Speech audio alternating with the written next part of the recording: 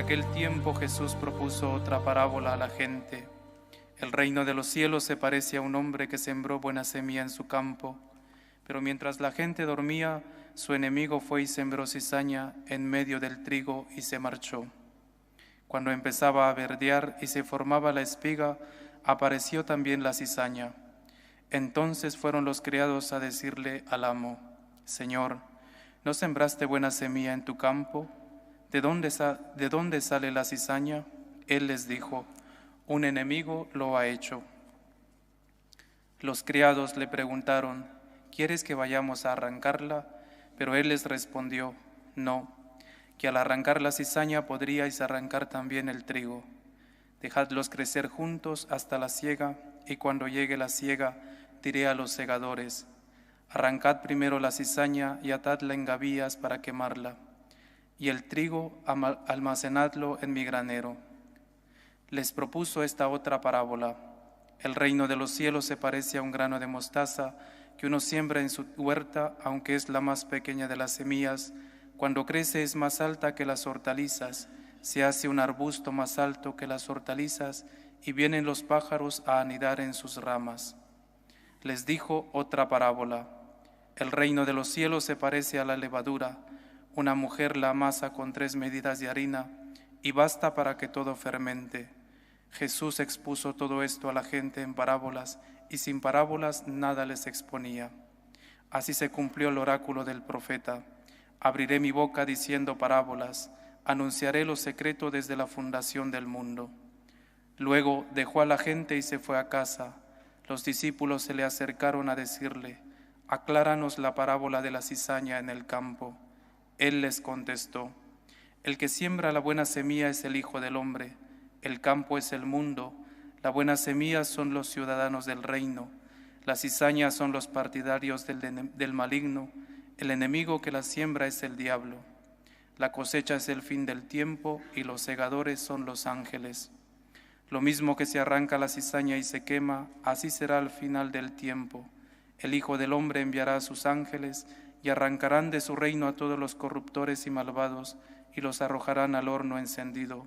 Allí será el llanto y rechinar de dientes. Entonces los justos brillarán como el sol en el reino de su Padre. El que tenga oídos, que oiga. Palabra del Señor. Gloria a ti, Señor Jesús.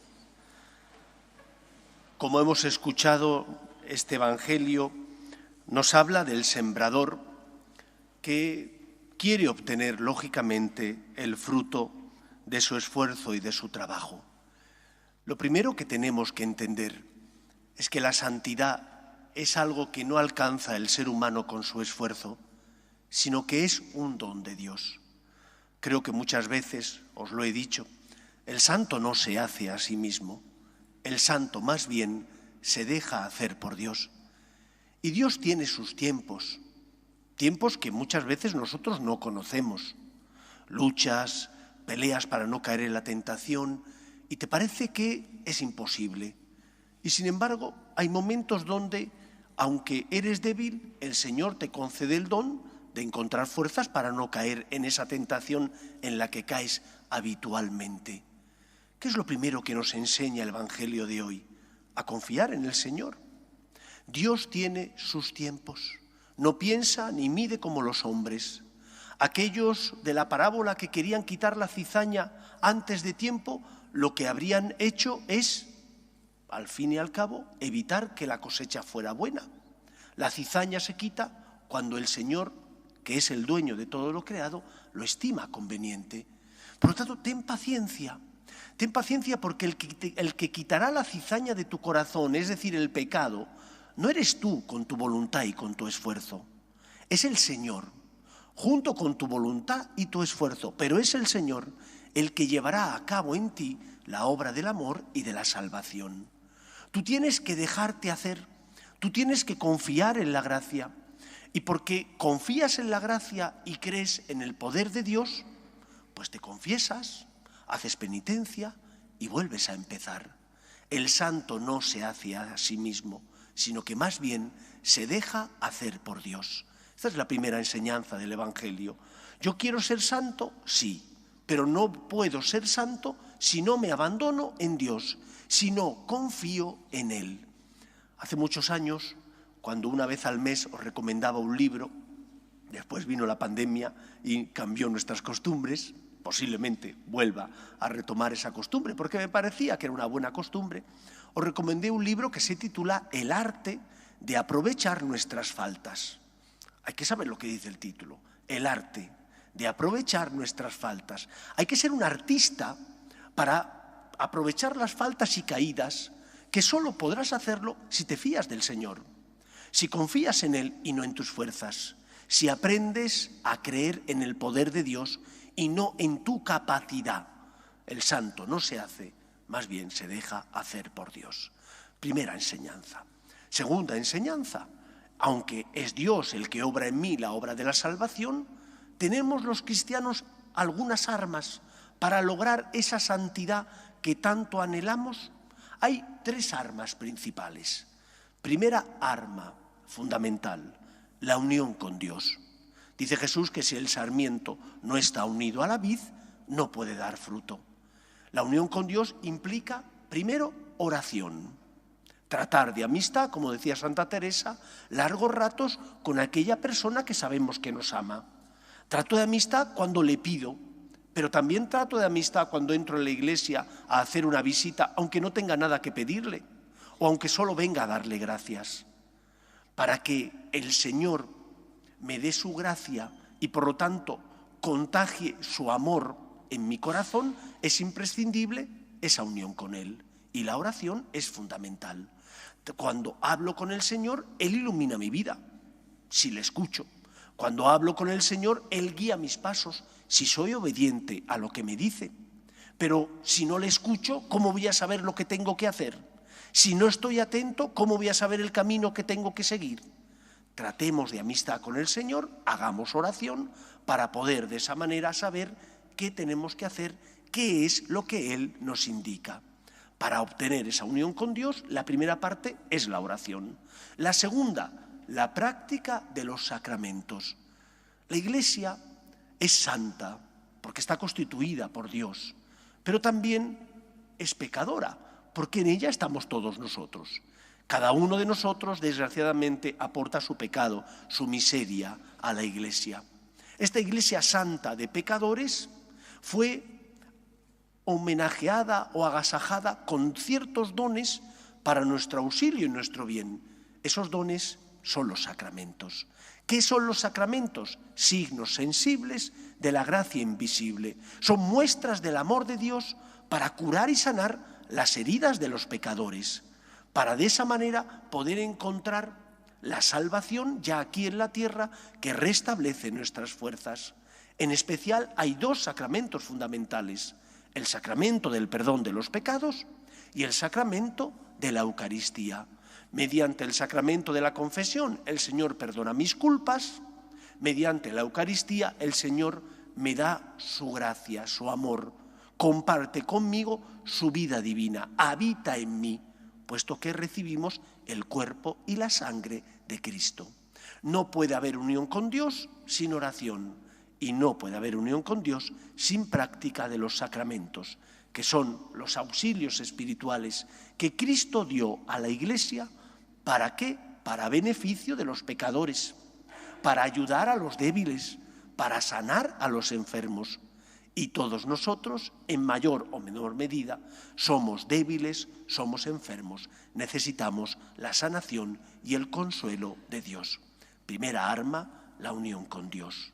Segunda arma para conseguir la santidad, algo que en nuestro mundo no está muy en boga, la mortificación. La mortificación es como el ejercicio físico que hace el deportista. Si el deportista le contrata porque tiene mucha calidad, pero no se ejercita físicamente, por mucha calidad que tengas, no vas a ganar. A mí me gusta bastante el ciclismo, y lo sabéis porque lo comento con frecuencia. Mañana terminará el Tour de Francia. ¿Quién ha ganado el Tour? No lo va a ganar el ciclista posiblemente con más calidad, que es un esloveno, Pogačar, sino que lo va a ganar un danés, porque con su equipo ha llevado a cabo una preparación adecuada Y dicen todos los comentaristas, ¿qué clase tiene el esloveno? Sí, pero el esloveno está segundo, no va a ganar el Tour. Lo va a ganar el danés, que se ha esforzado, que ha seguido una preparación concienzuda. Esa es la mortificación. La mortificación que yo como cristiano tengo que hacer. Mortificarte es ofrecer al Señor las cruces de la vida. Estás pasando calor, no digo en la playa, calor porque vas al trabajo. O pasas un mal momento porque a lo mejor no te entienden en el trabajo o porque tienes dificultades en la educación de los hijos. Ofrécela al Señor. No lleves la cruz porque toca, sino di, Señor, por ti. Ofrece al Señor los atascos, las cruces inevitables, y luego ten ojos de misericordia para complicarte la vida ayudando a los demás. Cuando te sacrificas, porque ayudas a una persona que te necesita, porque perdonas a alguien que no te apetece, cuando sales de tu comodidad para darte a los demás, eso es mortificación. Y esa mortificación, de igual manera que el ejercicio físico hace que tenga forma física el deportista, la mortificación espiritual, las obras de caridad, la misericordia y el amor, hace que tengas un alma fuerte. Y en esa alma fuerte es más difícil que el diablo entre, es más difícil que su mordedura pueda contagiarte y por lo tanto envenenarte. Unión con Dios, mortificación y tercera arma que tenemos para encontrar y por lo tanto ser santos, la perseverancia. La perseverancia significa que si creemos en Dios que tiene sus tiempos, no puedo venirme abajo cuando he caído y no he logrado mis objetivos. Con humildad pediré perdón, con humildad me volveré a confesar, pero no nacerá en mi corazón el desaliento. Y me encuentro con muchos cristianos que se desalientan con frecuencia, muchas veces por comodidad. Ay, es que duele caer. ¿Tienes conciencia? ¿Te duele caer? ¿Te gustaría no volver a confesarte? ¿Te gustaría para tu ego ser fuerte y no caer?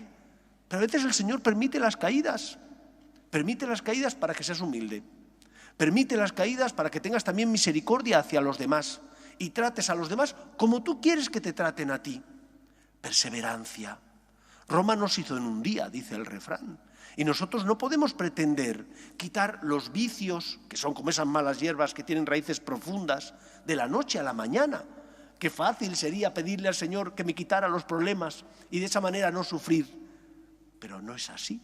Tengo que perseverar confiando en el Señor, poniendo en Él mi esperanza y continuando con este plan que me he trazado, el plan de rezar, el plan de practicar los sacramentos, el plan de ofrecer al Señor las mortificaciones, también morales o espirituales, como es la de que cuando he caído, en lugar de caer en la desesperanza, me pongo en manos del Señor, me levanto y vuelvo a empezar. El Señor tiene sus planes, el arte de aprovechar nuestras faltas. Estamos llamados a ser verdaderos artistas porque confiamos en el Señor y aprendemos a sacar provecho incluso de las cosas negativas, porque el Señor escribe recto en renglones torcidos y Él tiene sus tiempos y hemos de aprender a poner nuestra vida en sus manos y confiar en Él. El santo no se hace a sí mismo, más bien se deja hacer por Dios. ¿Estás utilizando las armas que Él te ha dado? Espero y confío en que sea así. Que Él nos ayude. Nos ponemos en pie.